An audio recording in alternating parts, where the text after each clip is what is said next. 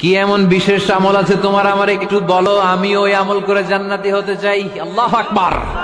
এবার আনসারী সাহাবী মুখ খুললেন, উনি বললেন, ও ভাই আব্দুল্লাহ ইবনে আমর ইবনে আস, এমন কোন বিশেষ আমল আমার নাই।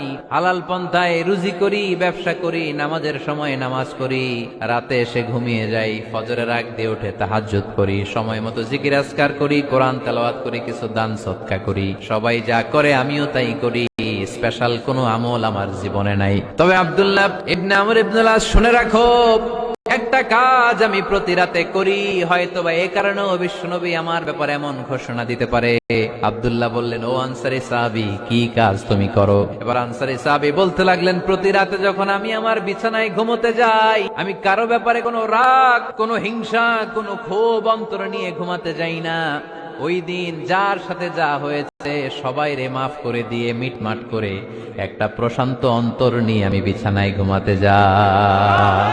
ওই দিনে কেউ আমার গালি দিচ্ছে, কেউ আমার বকা দিছে, কেউ আমার বিরুদ্ধে মিছিল করছে, উল্টা পাল্টা যে যাই করুক না কেন, আমি কিচ্ছু মনে রাখি না।